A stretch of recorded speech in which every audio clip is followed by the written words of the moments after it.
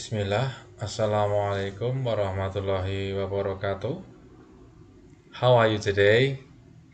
May Allah subhanahu wa ta'ala bless us, protect us, and bestow mercy on us forever. Amin. My name is Yusuf Asari. I am an English teacher of SMPN for Jatisrono, Wonogiri, Central Java. Oke, pada kesempatan kali ini saya akan menjelaskan materi recontact, yang mana materi ini adalah materi kelas 8. Oke, sebelum kita masuk pada materi, alangkah baiknya kita pahami dulu antara KD tujuannya. Kita bahas tentang KD. KD yang dibahas kali ini untuk aspek pengetahuan adalah aspek KD 3.3, yang mana pada KD ini adalah membandingkan fungsi sosial, struktur teks, dan unsur kebahasaan beberapa teks personal recon, lisan, dan tulis dengan memberi dan meminta informasi terkait pengalaman pribadi di waktu lampau, pendek, dan sederhana dengan konteks penggunaannya. Sehingga dari KD 3.3 ini kita ketahui bahwa nanti target kita adalah menceritakan tentang pengalaman pribadi di waktu lampau yang pendek dan sederhana. Ya.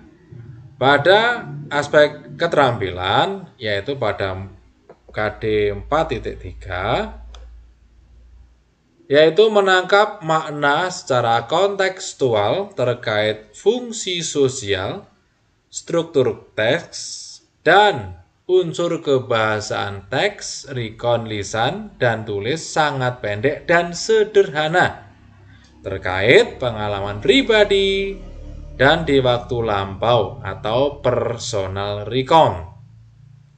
Pada KD 4.3.2 yaitu menyusun teks recon, lisan, dan tulis sangat pendek dan sederhana terkait pengalaman pribadi di waktu lampau atau personal recon dengan memperhatikan fungsi sosial, struktur teks, dan unsur kebahasaan secara benar sesuai dengan konteksnya. Oke, jadi itu KD yang akan kita bahas pada kesempatan kali ini. Setelah ini kita lihat dulu tujuan pembelajaran pada KD ini, yaitu setelah mengikuti kegiatan pembelajaran, peserta didik dapat 1. Menerapkan struktur teks dan unsur kebahasaan untuk melaksanakan fungsi sosial, menyatakan dan menanyakan tentang tindakan atau kejadian yang dilakukan atau terjadi di waktu lampau sesuai dengan konteks penggunaannya. Yang tujuan kedua yaitu menyusun teks lisan dan tulis untuk menyatakan dan menanyakan tentang tindakan atau kejadian yang dilakukan atau terjadi di waktu lampau dengan memperhatikan fungsi sosial, struktur teks, dan unsur kebahasaan yang benar dan sesuai konteks. Nah, itu tujuan yang akan kita capai pada pembahasan recon ini. Nah, yang pertama itu adalah kita dapat menerapkan baik secara strukturnya, unsur kebahasaannya, fungsi sosial, baik itu dalam menyatakan atau menanyakan. Jadi nanti ada menyatakan dan menanyakan peristiwa atau kejadian yang dilakukan di waktu lampau. Setelah itu, pada aspek keterampilan nanti adalah dapat menyusun teks baik lisan maupun tulis. Ya. Setelah kita memahami tentang KD dan tujuan, kita lanjutkan dengan materinya. Oke, materi tentang recontact. Salah satu materi yang menyenangkan. Karena pada recontact ini sering kita gunakan dalam menceritakan tentang peristiwa-peristiwa yang terjadi di waktu yang lampau atau peristiwa ini sudah terjadi. Nah, kita nanti fokusnya adalah pada pengalaman atau personal recall. Oke. Materi pada recontact. Iya. Recontact kita tinjau dari yang pertama dari pengertiannya. Yang kedua adalah ciri-cirinya. Yang ketiga adalah generic structure-nya. Yang terakhir nanti setelah kita pahami dari ketiga-tiganya, kita lihat contohnya bagaimana. Ya, ingat, kita nanti fokusnya adalah pada teks yang sederhana, pendek sederhana. Jadi, kalian nanti tidak perlu takut untuk tidak bisa, nanti bagaimana ya? Tidak. Ini nanti kita lebih mudah kalau kita fokus dulu pada yang sederhana dulu. Nanti kalau kalian sudah levelnya sudah baik, kita tingkat lagi dengan menggunakan teknik recon yang lebih kompleks lagi. Kita lihat recontact ditinjau dari pengertiannya. Oke, apa toh recontact itu? Recontact adalah merupakan salah satu jenis teks yang berfungsi untuk menceritakan kembali kejadian atau pengalaman yang terjadi di masa lalu. Ya, ingat, kejadiannya itu terjadi di masa lalu. Teks ini bertujuan untuk memberikan informasi kepada pembaca yang membaca teks tersebut tentang sebuah peristiwa. Sebagai contoh, misalkan kalian ingin menceritakan tentang apa yang terjadi di waktu yang lalu, baik itu pengalaman kalian pergi kemana, ada peristiwa apa, itu adalah contoh-contoh recontact. Tapi ingat, peristiwa itu sudah tidak terjadi lagi atau sudah berakhir di waktu yang lampau. Pada waktu diceritakan, peristiwa itu sudah tidak terjadi lagi. Oke. Sekarang itu adalah pengertian dari recontact, dengan harapan kalau kita sudah memahami recontact, kalian nanti akan bisa memahami atau mengerti, jenisnya seperti ini, tujuannya adalah seperti ini. Jadi kalau ada orang memberikan recontact itu tujuan utamanya adalah untuk memberikan informasi. Biar apa? Orang yang diberitahu atau orang yang membaca cerita tersebut itu tahu peristiwa tersebut. Selanjutnya, setelah kita pahami tentang pengertiannya, kita akan lihat tentang ciri-cirinya. Ciri-ciri daripada recontact itu apa? Coba kita lihat. Nah, ini ciri-ciri recontact. Ada 4. Yang pertama adalah menggunakan kalimat past tense. Kalian masih ingat kalimat past tense yang telah kita bahas pada pertemuan yang telah lalu. Ya, pada pertemuan yang lalu atau sebelumnya kita telah membahas tentang kalimat past tense. Apa kalimat past tense? Saya yakin kalian masih ingat, yaitu kalimat yang digunakan untuk menyatakan sebuah peristiwa atau kejadian di waktu lampau. Jadi pada saat kalian menggunakan kalimat past tense, peristiwanya sudah tidak terjadi lagi. Nah, ini sama dengan recontact tadi. Recontact itu menceritakan peristiwa yang sudah lampau. Secara otomatis, kalau recontact itu menceritakan peristiwa yang telah lalu atau lampau, secara otomatis kalimat yang kita gunakan adalah kalimat past tense. Ya. Contohnya, I spent my summer in Yogyakarta and I was very happy. Ya, coba perhatikan. Di sini kalimatnya ada 2. Kalimat verbal dan kalimat nominal. Ya, yang depan I spent my summer in Yogyakarta, ini adalah bentuk kalimat verbal, sedang I was very happy, ini kalimat nominal. Mengulang lagi sambil mengingat-ingat bahwa di sini kalimat verbalnya menggunakan kata kerja bentuk kedua. Ya, spend.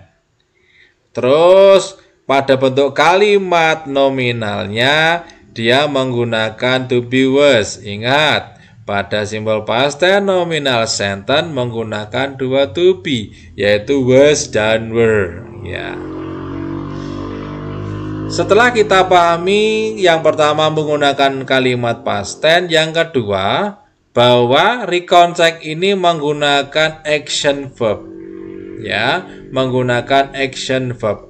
Action verb itu apa? Yaitu kata kerja yang digunakan untuk menjabarkan dan menjelaskan tindakan atau aktivitas seseorang, hewan, atau sesuatu, baik secara fisik maupun mental. Ya, itu namanya action verb. Contohnya ada kata spend, went, brought, took, dan lain-lain. Itu kita yang ciri yang kedua menggunakan action verb. Sedangkan yang ketiga yaitu menggunakan adverb menggunakan adverb dan adverbial phrase untuk mengungkapkan waktu, tempat, dan cara, yaitu menggunakan kata keterangan, baik itu waktu, tempat, dan cara. Contohnya apa? Last month, bulan lalu. Kalau bulan lalu berarti ini adalah kata keterangan waktu, adverb of time. In Malang, di Malang, ini contoh dari kata keterangan tempat atau adverb of place. Sedangkan ada lately, yaitu ini adalah salah satu contoh dari adverb of manner. Ada lagi nanti quickly. Apa quickly? Segera adalah adverb of manner. Oke. Setelah kita memahami tentang 1, 2, 3, yang keempat kita adalah recontact itu menggunakan conjunction atau time connective untuk mengurutkan peristiwa atau kejadian. Ya, conjunction, time connective, penghubung atau penghubung antar waktu yang digunakan untuk mengurutkan peristiwa atau kejadian. Dalam recontact itu pasti ada rangkaian-rangkaian peristiwa. Peristiwa A, B, C, dan selanjutnya. Peristiwa pertama, kedua, ketiga, dan selanjutnya. Lah, untuk menghubungkan antara peristiwa tersebut, kita menggunakan conjunction. Contohnya apa toh? Conjunction yang digunakan ada and, or, after that, then, and then, dan sebagainya. Ada kata dan, atau, setelah itu, kemudian, dan kemudian, dan sebagainya. Ini adalah ciri-ciri recontact. Kita harus memahami ciri-ciri dari recontact. Yang pertama tujuannya kalau kita tahu ciri-cirinya kita akan memahami. Oh, kalau ada ciri seperti ini adalah maksudnya recontact. Selain itu kita mengetahui. Yang kedua kita harus dengan memahami ciri-ciri recontact ini kita akan mudah dalam membuat atau menyusun. Tadi adalah salah satu tujuan daripada recontact ini adalah untuk menyusun peristiwa atau teks recon baik lisan maupun tulisan. Nah, dengan memahami ciri-ciri ini diharapkan kita akan mudah membuat recontact, tidak ada kesulitan. Oh, yang pertama saya harus menggunakan kalimat past tense. Yang kedua, saya akan menggunakan banyak action verb. Yang ketiga, jika saya ingin menghubungkan antara peristiwa satu dengan peristiwa yang lain, saya menggunakan time connective. Di situ juga untuk memperjelas cerita atau peristiwa itu, saya menggunakan adverb kata keterangan, baik itu tempat, waktu, maupun cara. Nah, itu jadi fungsi kita memahami daripada recontact ini. Setelah kita memahami tentang ciri-ciri recount, kita akan melihat generic structure-nya. Oke. Struktur recount tag atau generic structure dari rapat recount tag itu ada 3. Ya, 3. Yaitu orientation, event, dan reorientation. Dari ketiga-tiga ini adalah semuanya wajib pada dan tidak boleh terbolak-balik. Ya. Kenapa? Kalau terbolak-balik itu bisa menjadikan pembacanya bingung. Nah, dengan adanya struktur tag yang runtut diawali dari orientation, ya, terus dilanjutkan pada event, terus yang terakhir pada reorientation. Dengan seperti ini diharapkan pembaca atau yang mendengarkan, ya, pembaca atau pendengar itu akan lebih mudah memahami, tidak bingung. Kalau bahasa Jawanya ora mulek, nah seperti itu. Jadi runtut dari awal orientation, dilanjutkan dengan event, yang terakhir reorientation. Jangan dibolak-balik. Sekarang kita pahami satu persatu, diawali dari orientation. Ya, orientation apa orientation? Ya, orientation. Dalam tahap ini, penulis memberikan sebuah pengenalan berupa informasi mengenai siapa, di mana, kapan, who, where, dan when. Kapan, di mana, siapa, di mana, dan kapan. Mohon maaf. Ya. Ini yang pertama pada orientation ini harus dinyatakan ini. Siapa yang diceritakan, di mana itu terjadi, dan kapan itu terjadi. Jadi ini. Siapa, di mana, kapan peristiwa atau kejadian itu terjadi di masa lalu. Ya. Kenapa pada orientation ini diberikan penjelasan seperti itu? Diharapkan dengan memberikan pembaca informasi yang diperlukan memahami keseluruhan isi dari tag. Jadi dari awal, maksudnya seperti ini. Dari awal, pembaca itu akan mudah memahami. Jadi sebelum membaca pada paragraf atau cerita-cerita berikutnya, itu dia pembaca akan mudah memahami, oh, siapa atau yang diceritakan, di mana atau itu terjadi, dan kapan peristiwa itu terjadi. Jadi pada bagian orientation, kenapa isinya seperti itu adalah tujuannya seperti itu. Ya. Dan biasanya kalau kamu misalkan menginginkan cerita kamu lebih menarik, membuat orang penasaran, biasanya orang tetap harus ada siapa, di mana, dan kapannya harus ada. Hanya saja dengan dibungkus dengan peristiwa atau kisah yang menjadikan orang itu penasaran. Tapi harus ada siapa, di mana, dan kapan. Contoh. Yesterday, I and my friends went to the book fair at Cakrawala Library. We heard that there were many new books on the display there. Ya, sudah bisa memahami kira-kira yang diceritakan apa? Di sini diawali dari kapan? Dari waktunya. Yesterday, kemarin. Siapa? Di sini I and my friends, saya dan teman-teman. Went to the book fair, pergi ke pameran buku at Cakrawala Library, di perpustakaan Cakrawala. Nah, di sini ada kata at Cakrawala Library, ini berarti di mana letak peristiwa itu terjadi. Dilanjutkan di situ ada penjelasan, kami mendengar, we heard that there were, ada many new books, ada banyak buku on display there, yang dipamerkan di sana. Dari seperti ini, dari awal seperti ini, pembaca bisa memahami, oh, peristiwa yang diceritakan adalah kemarin.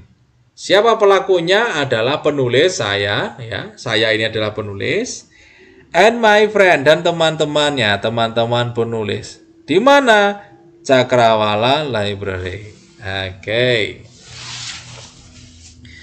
Setelah kita memahami tentang orientation, kita lanjutkan dengan bagian berikutnya, yaitu pada bagian event. Nah, pada event, di tahap ini disampaikan atau diceritakan kejadian atau peristiwa yang terjadi. Penulis diminta untuk menulis cerita dalam urutan kronologis. Ya, secara kronologis peristiwanya itu. Di sini pun dari event itu pun juga harus urut. Ya, urut. Misalkan seseorang menceritakan tentang peristiwa selama 3 hari.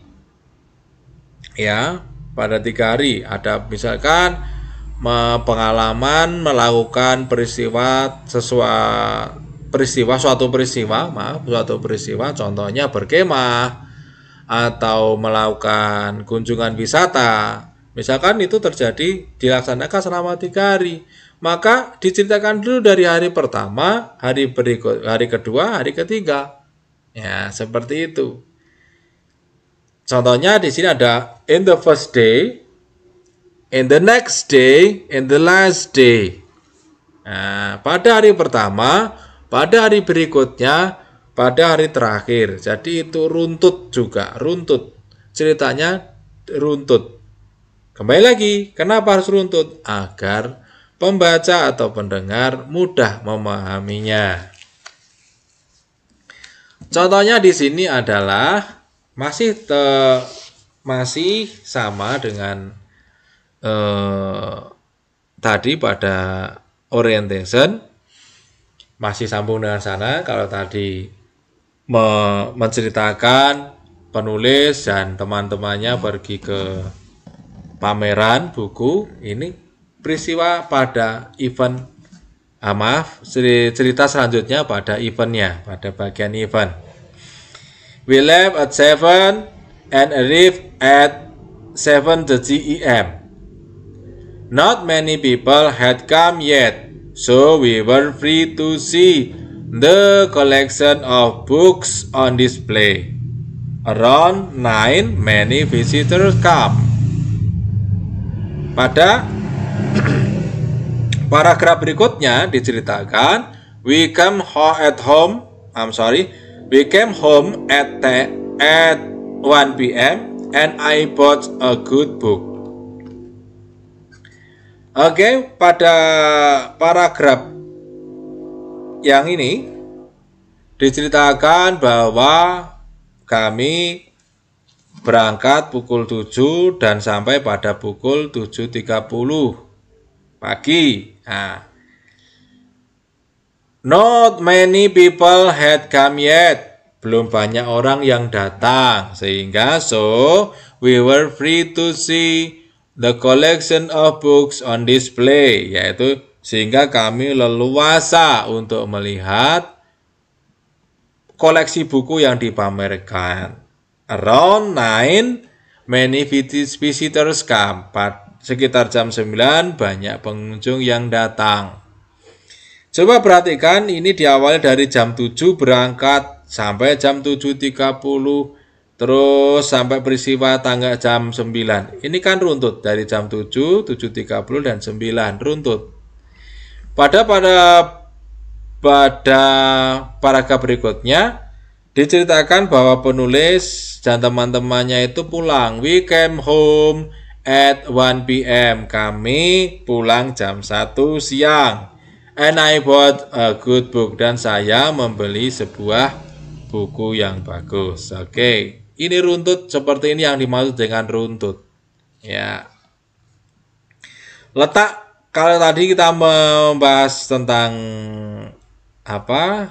connective, contohnya ini ada and, so, dan sebagainya. Mari kita mengulang lagi tadi materi yang ciri-ciri daripada recontact. Oke, setelah kita pahami tentang event, kita masuk pada bagian reorientation. Ya, reorientation apa? Reorientation itu coba kita lihat. Reorientation di tahapan ini diceritakan rangkuman dari semua peristiwa atau kejadian yang diceritakan dan juga biasanya dituliskan komentar, kesan, harapan terhadap peristiwa atau kejadian yang telah terjadi.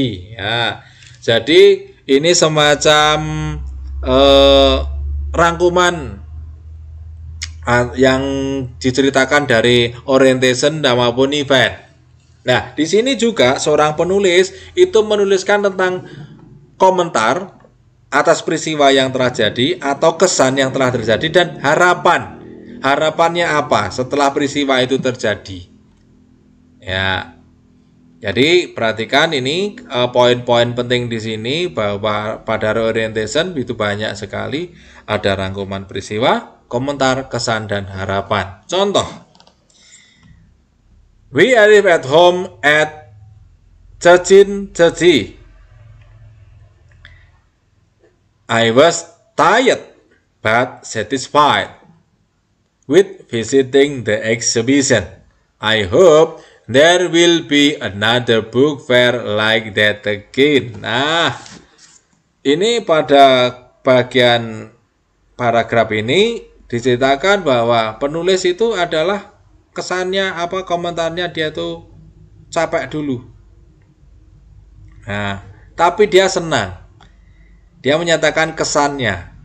Ya. Terus di sini juga dinyatakan ada harapan. I hope, saya harap akan ada lagi pameran buku seperti itu.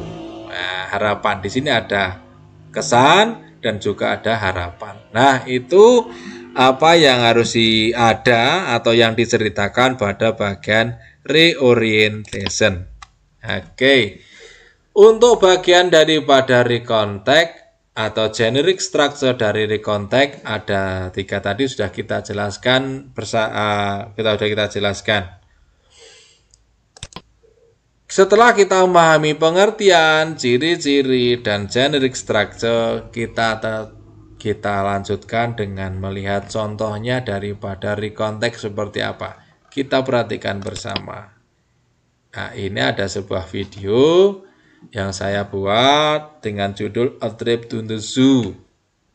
Tolong diperhatikan dan kalian dipahami dari awal, ya, dari pengertiannya tadi, terus dari ciri-cirinya tadi, terus bagian-bagiannya tadi. Kita lihat di sini. A Trip to the Zoo by Yusuf Ashari, SPD. Yesterday, my family and I went to the zoo to see the elephant. When we got to the zoo, we went to the shop to buy some food to give to the animals.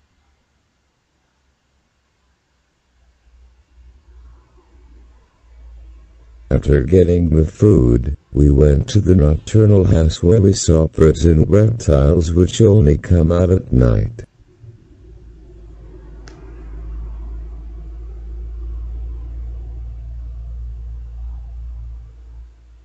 Before having lunch, we went for a ride on the elephant.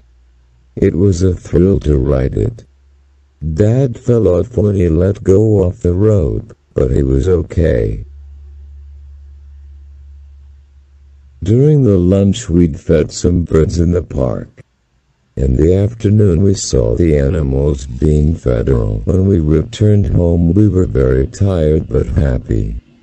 It was because we had so much fun activities at many places at the zoo.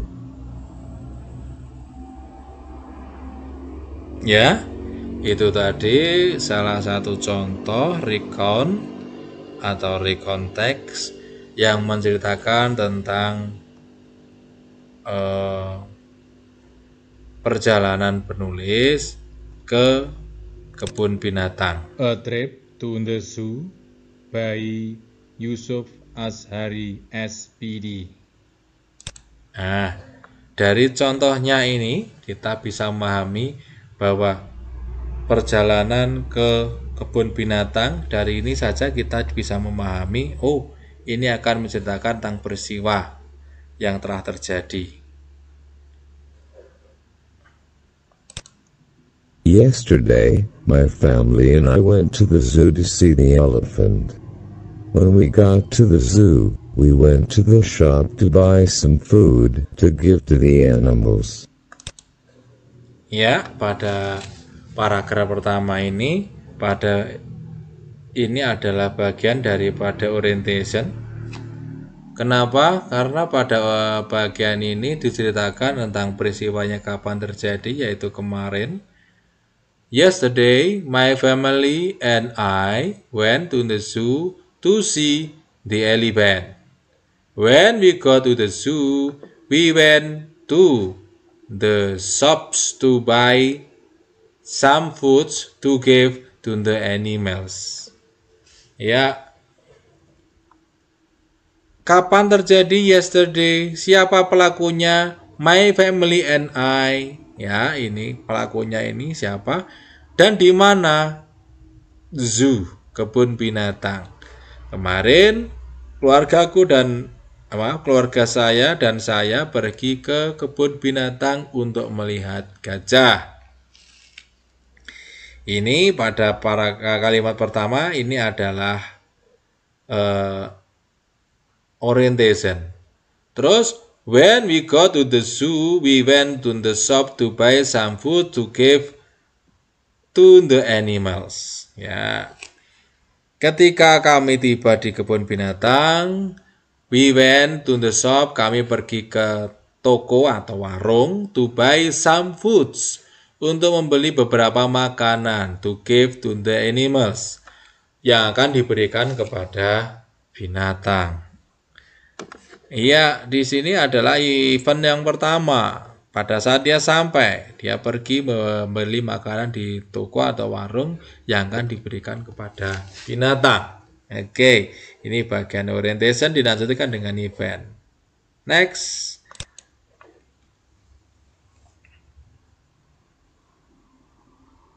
After getting the food, we went to the nocturnal house where we saw birds and reptiles which only come out at night. Ya, event selanjutnya, setelah event pertama tadi dia membeli makan di toko atau warung. Ini after getting the food, setelah mendapatkan makanan, we went to the nocturnal house. Kita pergi ke rumah nocturnal. Nah, nocturnal, kalian tahu nocturnal? Ya, nocturnal adalah binatang yang keluarnya pada waktu malam hari. Di sini dijelaskan pula. Where, di mana, we saw birds, kita melihat burung-burung, and reptiles, which only come out at night, yang hanya keluar di waktu malam. Ya, tadi adalah nocturnal. Di sini ada gambar burung hantu. Kenapa burung hantu? Di sini karena burung hantu termasuk nocturnal, yaitu binatang yang keluar pada waktu malam hari. Oke, next.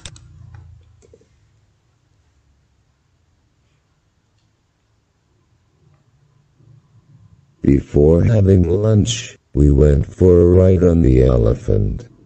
It was a thrill to ride it. Dad fell off when he let go off the road, but he was okay. Ini event selanjutnya, setelah tadi pergi ke nocturnal house, ini menceritakan peristiwa selanjutnya, yaitu before having lunch. Before having lunch, we went for a ride on the elephant.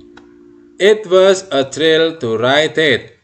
Dad fell off when he let go of the rope, but he was okay. Sebelum makan siang, we went for a ride. Kami pergi untuk mengendarai on the elephant. Kami pergi mengendarai gajah. Ya. It was thrill to ride it. Ya, sangat sulit untuk mengendarainya.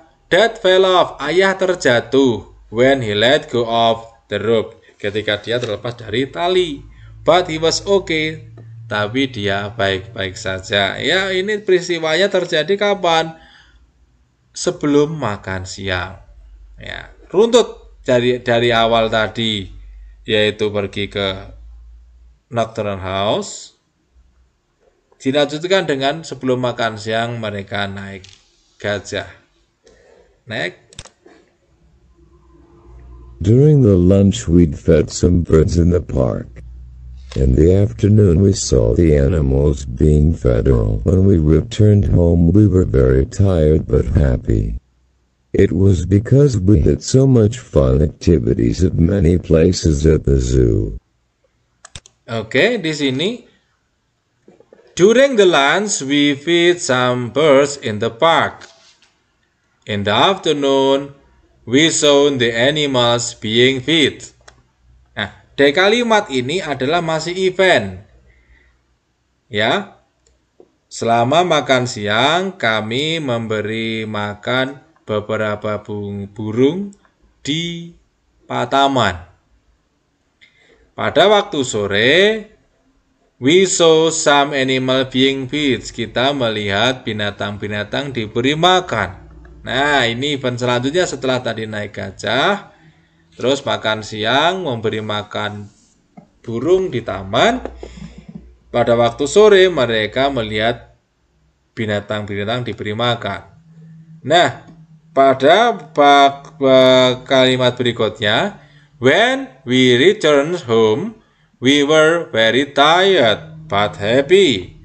It was because we had so much fun activities at many places at the zoo. Nah, pada kalimat berikutnya ini adalah sudah masuk pada reorientation. Karena apa? Di sini diceritakan tentang kesan pesan daripada penulis. When we return home, we very tired but happy. Yaitu kesannya ketika mereka pulang, mereka merasakan sangat capek tapi bahagia. Kenapa? It was itu dikarenakan because we had so much fun activities. Kami mempunyai banyak kegiatan yang menyenangkan.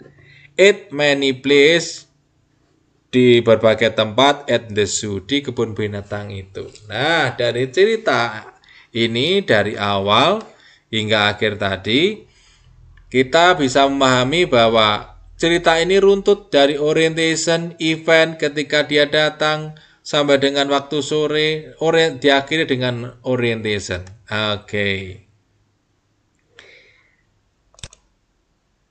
Itu tentang kisah atau cerita daripada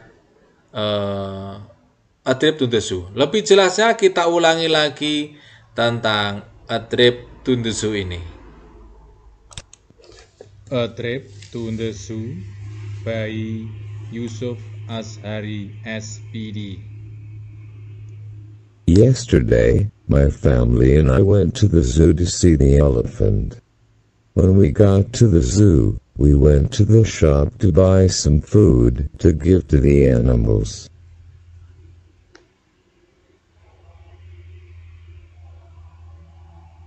After getting the food, we went to the nocturnal house where we saw birds and reptiles which only come out at night.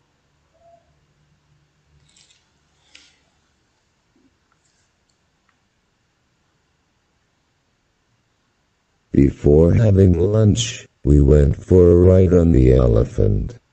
It was a thrill to ride it.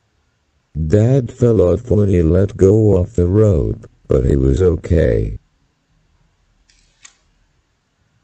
During the lunch we'd fed some birds in the park.